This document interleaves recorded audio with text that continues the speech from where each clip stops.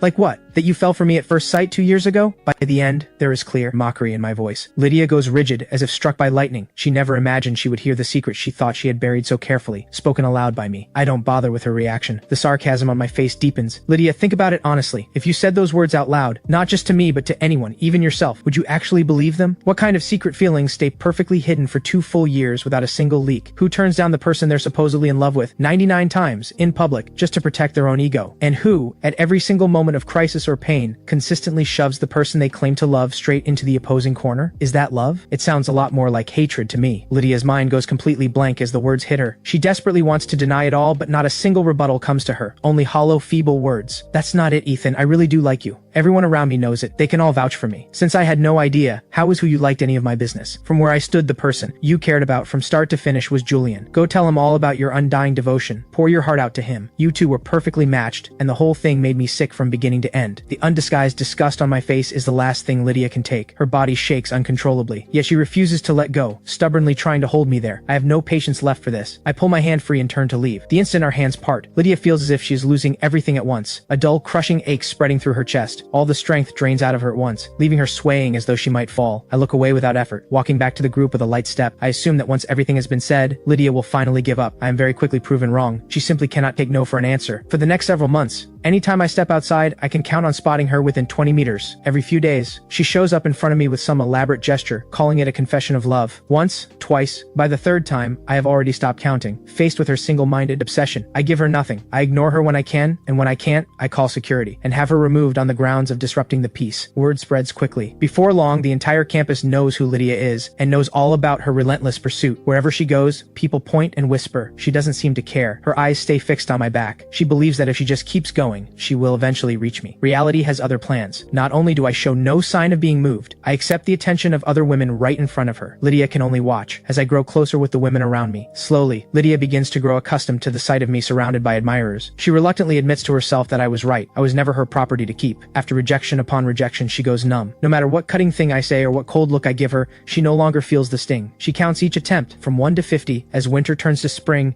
and spring fades into early summer. She assumes the days will continue in this dull pattern, 50 to 100, maybe even 101. Lydia never intends to quit. Just when she believes she can finally be indifferent to anything, I appear in front of her holding a woman's hand, smiling as I introduce her to the people around us as my girlfriend. In that moment, Lydia feels the sky caving in. She loses all reason and charges forward to confront me. But before she gets close, the patrolling security guard steps in her path. From behind the human barrier, her eyes blazing red, she screams, "Why?" My gaze rests on her for just a second. My voice is utterly flat. I'm young, I have money, and I have all the time in the world. What's wrong with dating someone beautiful? Does that somehow inconvenience you? Lydia falls apart for a long time after that. She drinks alone at bars, night after night until she can barely stand. Every morning she wakes to an empty room and slides helplessly back into the pain. She wants to find me, to beg me to break it off, but every time she gets close and sees me smiling and hand in hand with my girlfriend, her courage fails her completely. Only now does Lydia truly understand what it feels like. But it's far too late. She ignores every plea from friends and family and insists on staying abroad, determined to see this through to some kind of ending. When the summer heat begins to break, Lydia finally hears that I've broken up. She goes to find me, half smiling, ready to comfort me. But once again, nothing goes as she expects. I show no sign of heartbreak whatsoever. The way I look at her is no different from months ago. Lydia's smile stiffens. She tests the water carefully. "Are you doing all right? Did it hurt?" I arrange my face into a perfectly polite smile. We parted on good terms, completely mutual. There's nothing to hurt about. She relaxes just barely, and then a single offhand line from me cuts the moment short. Besides, even if I had been hurt, what would that be compared to what I went through over the past 2 years? You were there for all of it. No need to shed crocodile tears now. The final jab sends Lydia scrambling to explain herself, but I give her no opening. I can explain what happened back then, Ethan. All right, enough. I'm already tired of it. Lydia, please stop performing for me. I don't have any appreciation left for your act. If you need an audience, go back home to Julian and your little circle. I'm sure they'll be happy to play along. The words leave Lydia flushed and speechless. I push past her and walk straight toward the academic building. I'm glad I've gotten everyone around me to use my English name by now. Everyone here calls me by it. Hardly anyone knows that I'm the Ethan who was on the receiving end of all those public confessions. By this point, Lydia has run out of ideas. After 99 attempts, none of which have moved me, she is truly at a loss. It is only with a friend's suggestion that she comes up with something for the final try. For the 100th confession, she chooses the small garden on campus. In the garden, she arranges an enormous domino display, spelling out the scene from the very first time we met. She hangs strings of fairy lights from the treetops and plans to light candles throughout the garden at night to bring me back to that beginning. To lure me there, Lydia enlists a small army of people and draws up dozens of contingency plans. This time, she is determined to make me understand that she truly fell for me from the very first moment and that her remorse now is just as real. Everything is in place. The time arrives, and I don't show up. Lydia completely unravels. She drives frantically to every place she can think of, searching. At 9 o'clock, an alarm sounds. The dark garden floods with light. Balloons rise into the air, petals and feathers drift down from above, and the soft notes of a piano ripple through the trees. Clack after clack, the dominoes begin to fall on their own, one per second, steady and relentless. After more than 10 minutes, the final piece falls, and every candle in the garden ignites at once. But Lydia feels every ounce of strength drain from her body. When the last moment settles, her phone rings. It's an unknown international number, but the moment she picks up, she recognizes my voice. "I hear you've arranged the 100th confession for tonight. What a pity. I'm back in China at the moment. My apologies." Lydia swallows the pain and the bitterness and forces a light tone. "It's fine. I'm already happy just to hear from you. If you're willing, I can always plan 101st, 102nd. Her voice carries a trace of hope. She is already half dreaming of forgiveness. "No need for that. I'm calling tonight to tell you two things." Lydia's throat tightens. Her grip on the phone tightens with it. "The first thing, a friendly reminder. It's winter and the air is dry. When you're done with your little display, please blow out every one of those candles. We wouldn't want a fire." At those words, Lydia looks up and sees a shower of dry leaves drifting slowly down around her. "The second thing, some good news. I'm in a new relationship. This girlfriend is, if anything, a little more beautiful than the last. You can stop at 100. A few short sentences, yet in Lydia's mind, they set off an avalanche of memories. In an instant, she feels as though a curse has been cast. A piercing, searing pain shoots through her forehead. Overwhelmed by the pain, she loses all grip. The phone slides from her hand and cracks against a candle stand. Within moments, fire tears through the garden, but she doesn't run. She doesn't call out. She stands there motionless like a statue, becoming part of the burning scene around her. By the time the night is over, every tree in the garden has been reduced to ash. The one mercy is that there are no casualties. Firefighters arrive in time to pull her out, barely conscious, nearly overcome by smoke. She survives by a narrow margin, but the fire sends Tsinghua University's administration into a fury. They announce they will pursue full accountability. As the primary suspect, Lydia is arrested and detained. The Lin family is frantic when they hear the news. They pull every string they have to protect her. But this is an international case, and there is no walking away clean. In the end, the family surrenders the better part of their assets in compensation before Tsinghua University finally agrees to settle. Given the severity of the damage caused, Lydia serves 6 months in prison, is placed on the European no-entry list, and is deported, permanently barred from returning. The moment she is released, she is taken directly to the airport and sent home. Looking around at the crowds in summer clothes, Lydia, still dazed, as if waking from a long dream, slowly comes back to herself. It's already summer. Months have passed, and she has not come to see me even once. The realization stirs something complicated in her chest. She can't tell if it's disappointment or desolation. There's still time ahead. There will be another chance to meet, she tells herself. That is the only comfort she can manage. Then she turns and sees me walking out from the street corner, a beautiful woman's hand in mine. From photos her friends have sent, she recognizes this as my girlfriend. I happen to look up and notice her. In a rare move, I greet her with genuine warmth, then very openly fill her in. "Hey, long time no see. I just got back from a trip to Germany. And look at you, you're out. Time really flies. Let me introduce you. This is my girlfriend Veronica." After Lydia returns to China, she eventually sends me a message through a mutual contact, asking whether any of it had ever been real or just a performance. I don't reply. By now I see Lydia with complete clarity. She speaks of loving me, but the only person she has ever truly loved is herself. To her, I was nothing more than a trophy, something beautiful to show off. In my second year abroad, I seize every opportunity to enter competitions. Time passes steadily, and before long, 3 years of exchange studies come to an end. I return to China with a suitcase full of gold awards. The moment I step off the plane, I see my parents and my old roommates waiting with flowers. As for Lydia, I know she no longer holds any ticket into my life. We are nothing more than two strangers in the vast crowd, passing each other by.